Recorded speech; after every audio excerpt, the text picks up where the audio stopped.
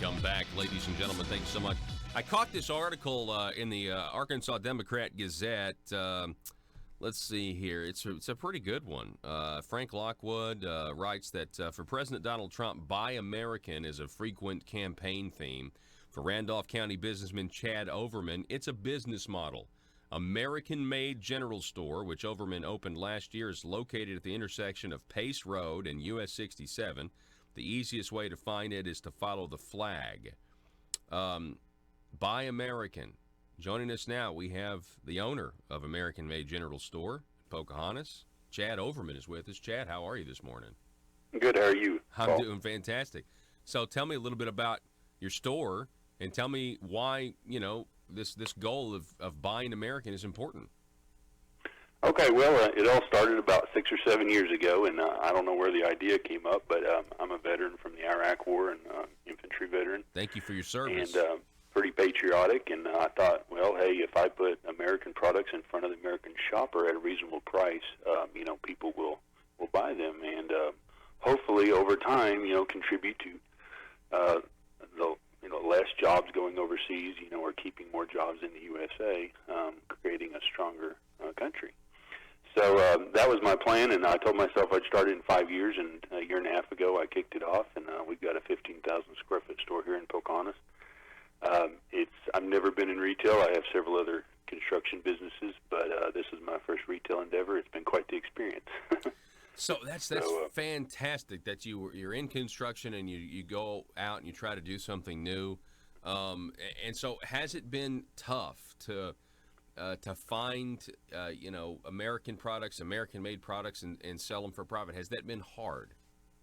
Well, finding the products, I spent 2 years before I opened the store just researching. I traveled around looking at, visiting factories. I went to trade shows, and the finding the products wasn't the issue. It was, getting the products down to within the price of foreign-made products. And in a small town like Pocahontas, it's hard to sell a product for any more than the foreign-made counterpart.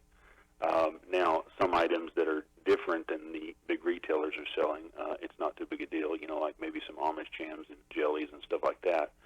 But when it's the same product that's at a big box retailer, it's competitive. Now, my plan was to eventually, just sell the basics in my store and kind of get a store that would work in every town in America. But I'm learning that my store is becoming more of like a travel destination. People from Jonesboro, Paragould travel up here. We've had as far away as Little Rock come up here. So I don't know if that was my point, but it's working now. So I guess I'll have to carry on that direction in the store. Maybe over time it can become more of a everyday store that would work in any town, but most likely it's going to be in large centers. Okay, well, so tell me about the stateroom. All right, well, it's a small area, about a 16 by 20 or so. That's got I've got gifts from every state in the USA. We've got little figurines made from coal from West Virginia. We've got maple syrup from Vermont. We've got Alaskan salmon. It's been a long time trying to find all these products because you can find barbecue sauce and seasoning from every state, but then you kind of got to dig deeper and find something else, Yeah. So that's fantastic. Navajo jewelry from Arizona. It's a little bit of everything. So. Wow. By the way, I thank you for your service, infantry, overseas. What do you think? Let me ask you this: what do you think about this trade war that's going on? Is that a good thing, bad thing? Well, while I'm not a fan of everything President Trump, all his policies, but I am in favor of the tariffs he put on. I don't know. I'm also in the steel industry, which I make metal roofing in one of my businesses, and I can't speak for soybeans. I can't speak for computer products or anything as far as the tariffs or if they're working on those ends. But I can speak for my product, which is metal roofing. It was 3 years ago or so. I've been making running foreign-made steel through most of my machines to make the metal roofing. And I knew over time I would have to switch because I'm opening an American-made store. And so I kind of bit down on the bullet, and I spent an extra 10 or 15% to buy American-made steel and started advertising it. And about that time is when the tariffs kicked off, and pretty soon the price of steel. Of course, when the tariffs first kicked off last year, they it jumped the price of everything in the steel industry up just because the production wasn't there. But after the last year or so, now this year, it's funny because all my competitors are now offering American-made steel, and which was unheard of last year. And so I really think it works. I mean, now the price has dropped down to where it was last year. So, you know, when you hear articles say, well, the price has shot up and it's costing you more money, that's not correct in the metal and roofing industry. I mean, it did jump up for a little while because the production wasn't there to meet the demand. But now that they've gotten more factories up and running, which I've read about,